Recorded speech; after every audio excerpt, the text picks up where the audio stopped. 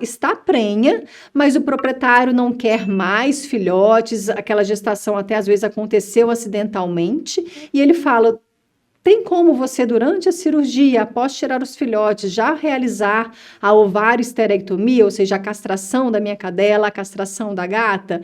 Então, você pode fazer isso. Associa a retirada dos fetos e logo depois faz a ovário-esterectomia. Óbvio, pessoal, que a ovário-esterectomia seguida de uma esterotomia, o proprietário tem que estar ciente dessa possibilidade. Então, sempre que eu entro para uma cesariana e o proprietário fala para mim assim, olha, eu quero que essa cadela permaneça com o útero porque eu quero outras ninhadas dela. Você fala, ok, eu vou tentar, mas pode ser que durante o procedimento eu perceba que aquele útero não esteja viável e precisa ser retirado. Então, o proprietário precisa estar avisado da possibilidade de uma ovário-esterectomia.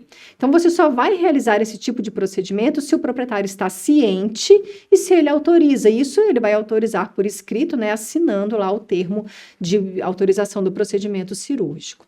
Então, quando não há interesse reprodutivo, quando não há um útero viável, mesmo que haja interesse de ficar, se o útero não está viável, não deixa, tá? Senão você vai ter um problema muito sério de metrite no pós-operatório. Se você, às vezes, por pressão daquele criador, ele quer que você deixe o útero, você deixa e aquele útero já está comprometido, é batata, depois você vai ter problema com uma metrite.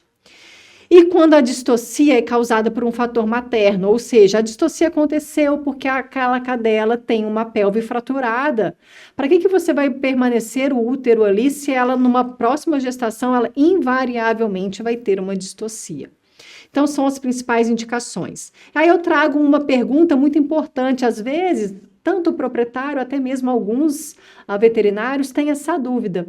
A cadela pariu, eu fiz a cesariana dela. O fato de eu fazer a ovário-esterectomia associado vai alterar a lactação? Vai alterar o comportamento materno? Aquela cadela, existe o risco de não produzir o leite por ter sido castrada? Existe o risco dela não aceitar os filhotes por ter sido castrada? Tanto a interferência na lactação quanto a interferência no comportamento materno não acontece. Porque o fato da gente tirar os ovários, os hormônios ali presentes nos ovários, não são eles que vão interferir na lactação e no comportamento materno, né? Que no caso é a prolactina, que é produzida lá na hipófise. Então, não há problema nenhum em você realizar a ovário-esterectomia, que você não tem comprometimento nesses dois pontos.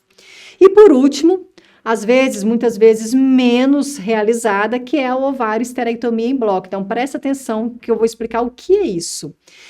Você também só vai utilizar esse tipo de procedimento quando não há interesse reprodutivo, tá? E qual que é a questão desse tipo de procedimento? Então, eu trouxe aqui uma figura, tá? Uma figura de livro. Então, você imagina que esse útero aqui, ele é um útero que está gestante.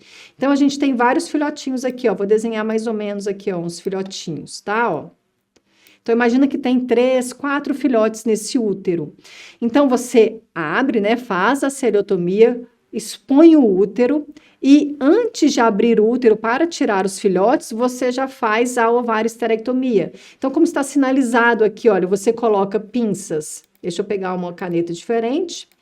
Você coloca pinças, olha, então nós temos pinças aqui, ó, tanto de um lado quanto do outro, que são as pinças que estão aí no pedículo ovariano, e pinças aqui também na região da cérvix. Então, você pinça esses 3 locais, corta e pega esse útero cheio de filhote e entrega para um circulante que já está preparado. Aí, esse circulante vai abrir esse útero e rapidamente tirar os filhotes, tá? Isso, então, é a ovário-esterectomia em bloco. Aí, eu vou explicar para vocês por que eu faria desse tipo, né? Qual seria a vantagem de eu fazer esse tipo de procedimento ao invés de fazer o anterior? Abrir o útero, tirar os filhotes, entregar para um circulante e depois fazer a ovário-esterectomia.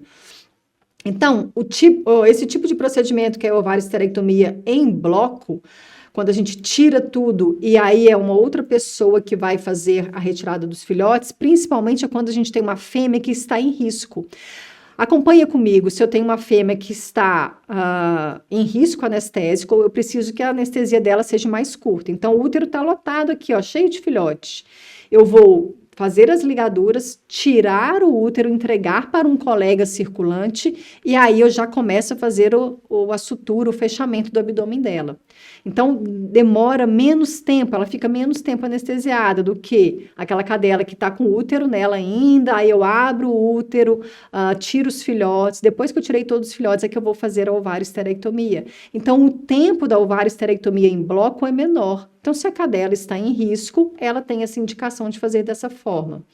Menor chance de contaminação do abdômen, porque quando a gente abre um útero, não sei se vocês já tiveram prazer de assistir uma cesariana, a saída de muito líquido, né? Então, tem a possibilidade, óbvio, se você não tomar cuidado, a gente vai ver como é que a gente faz isso. Líquido cair dentro da cavidade, líquido de dentro do útero cair dentro da cavidade. Então, teria menor probabilidade, ou seja, até não aconteceria, porque quem vai abrir o útero é um outro colega, no caso, um circulante. Só que você não consegue fazer isso se já tem um feto insinuado no canal. Né? Se você já tem um feto ali, ó, passando ali pela cérvix no canal, não tem como você fazer isso.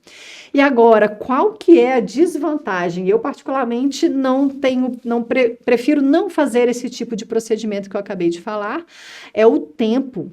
Você tem um tempo muito rápido entre colocar as pinças e cortar o útero, e esse útero ser aberto, esses filhotes serem retirados do útero, você tem 60 segundos para fazer esse procedimento. Se você não tem uma equipe preparada, que vai demorar para fazer a abertura do útero, retirada dos fetos, é muito comprometedor esse tipo de procedimento. Principalmente se você já tiver fetos que já estão em sofrimento.